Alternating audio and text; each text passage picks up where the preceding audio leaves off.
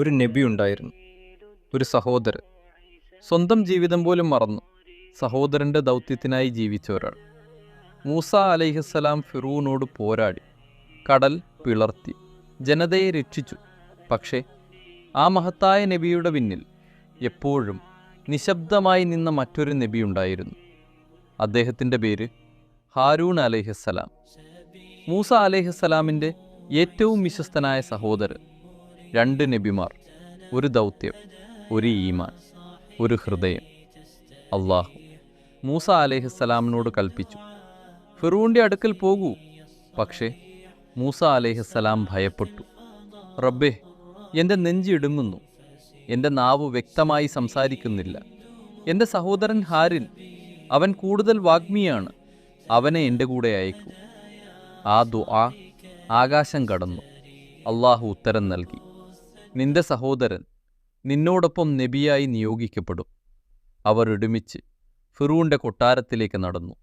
അവരൊരുമിച്ച് സത്യത്തിൻ്റെ സന്ദേശം വിളിച്ചു പറഞ്ഞു. ചെങ്കടൽ കടന്നു.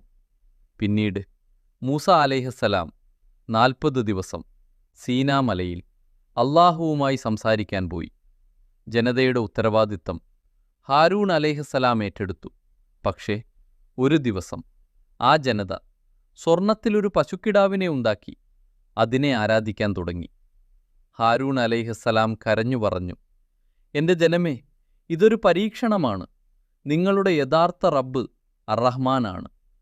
മൂസ അലൈഹിസ്സലാം മലയിൽ നിന്ന് മടങ്ങി വന്നു. ജനതയുടെ അവസ്ഥ കണ്ടപ്പോൾ അദ്ദേഹത്തിൻ്റെ ഹൃദയം തകർന്നു. ക്രോധത്തിൽ ഹാറൂൺ അലൈഹിസ്സലാമിൻ്റെ തലമുടി പിടിച്ചു. ഹാറൂൺ അലൈഹിസ്സലാം പറഞ്ഞു, സഹോദര, ഞാൻ ഒറ്റയ്ക്ക് ഇവരെ തടയാൻ ശ്രമിച്ചു. ഞാൻ ഭയപ്പെട്ടു, നമ്മുടെ ശത്രുക്കൾ സന്തോഷിക്കുമോ എന്നു. അങ്ങനെ ഒരു ജീവിതം മുഴുവൻ ഹാറൂൺ അലൈഹിസ്സലാം സഹോദരനോടൊപ്പം ദൗത്യം നിർവഹിച്ചു.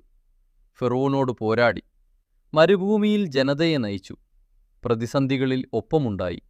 ഒടുവിൽ ആ ദൗത്യം പൂർത്തിയായി.